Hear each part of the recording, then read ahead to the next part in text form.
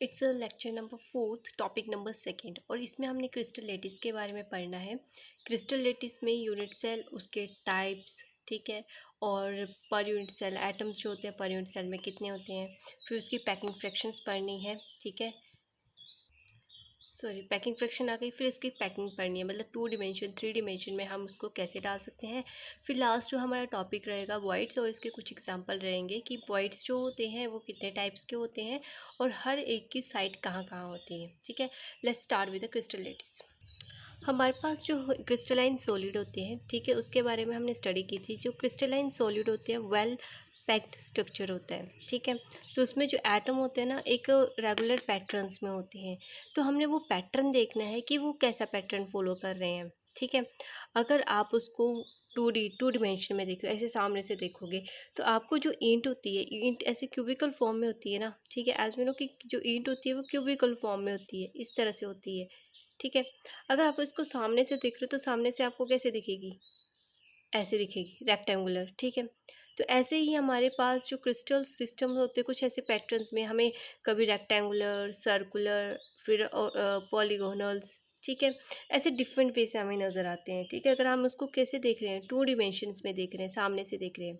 और अगर हमें 3D में देख रहे हैं इसको, जैसे हम 3 डिमेंशन में देख रहे हैं, तो मुझे क्या नज़र आ रहा है, इसका ये सामने वाला पोर्शन, ये ऊपर वाला, ठीक है, और ये साइड वाला पोर्शन हमें नज़र आ रहा है, ठीक है। अगर मैं 3D इसको देख रही हूँ तो it is a unit cell, इसको मैं बोलूँगी यूनिट सेल, ठीक है।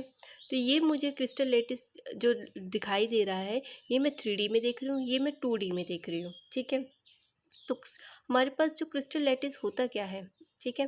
क्रिस्टल लेटिस का मतलब होता है कि अगर कोई भी लैटिस बनाना है, लाइक मेरे पास एक सोल्ट का इतना सा दाना है, तो उस सोल्ट में Na और Cl के पार्टिकल्स किस तरह अरेंज्ड हैं, ठीक है, किस तरह अरेंज्ड है इस छोटे से लैटिस में, तो हमने वो पढ़ना है। किसको हम क्रिस्टल लैटिस बोलते हैं।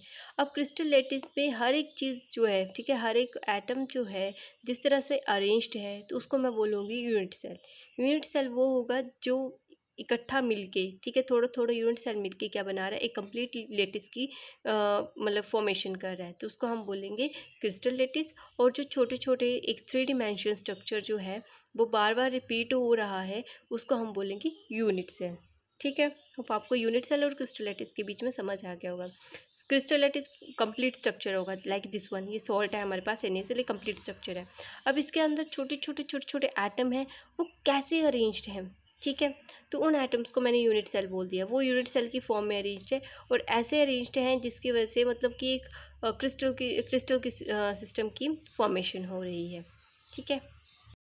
अब हमारे पास जो यूनिट सेल है, हमने मान लिया है कि जो भी यूनिट सेल बन रहा है, ठीक है, वो इन फॉर्म ऑफ किसकी फॉर्म में बन रहा है, क्यूब की फॉर्म में बन रहा है, ठीक है। ये एक क्यूब है, सारा का सारा जो ये है मेरे पास NaCl है, ये पूरा NaCl का क्रिस्टल है, जिसको मैंने, ये NaCl है, इसको बड़ा करके दिखाती है। तो हमने मान ली कि ये लेट हम एज्यूम करके चले हैं कि ये कैसा है, एक क्यूब की फॉर्म में है, ठीक है, ये क्यूब की फॉर्म में है।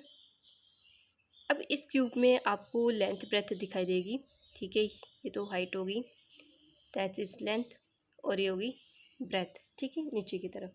अब इसमें एंगल देखो, इसके सामने जो है, ठीक है, इसके सामने वाले एंगल को बोलेंगे alpha, then beta, then gamma, ये इसके एंगल्स हो गए।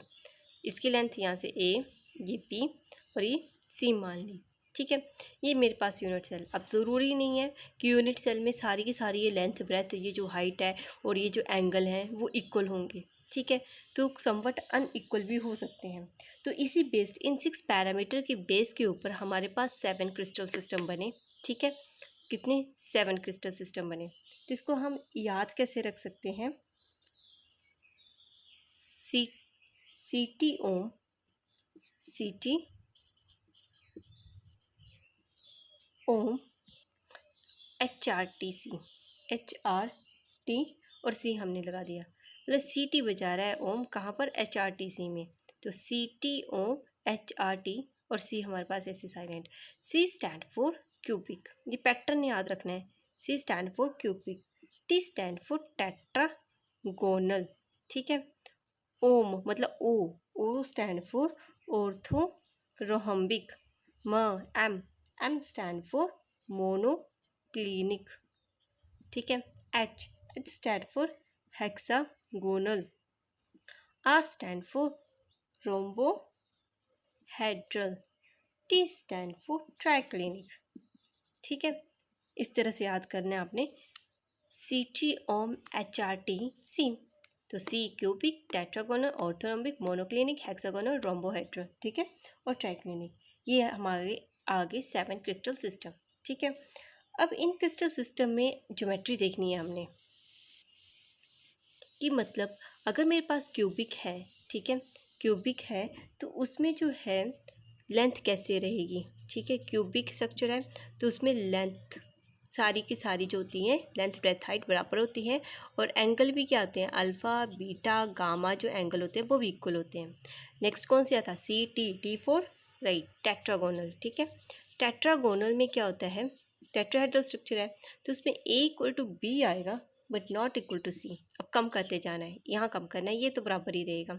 ठीक है, सी टी फिर ओ. ओ से क्या स्टार्ट था, ऑर्थोरोम्बिक.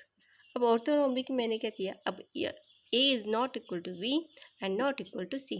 ठीक है, एक एक आपने मैंने क्या बोला था, नॉट इक्वल करते जाना है और एंगल सारे बराबर रहेंगे. अब आता है ओम एम. ओम मोनोक्लिनिक. मोनोक्लिनिक में ये कम करना है. अब ये तो ऐसे ही रहेगा, A is not equal to B not equal to C. ठीक है, अब हमारे पास alpha is equal to beta.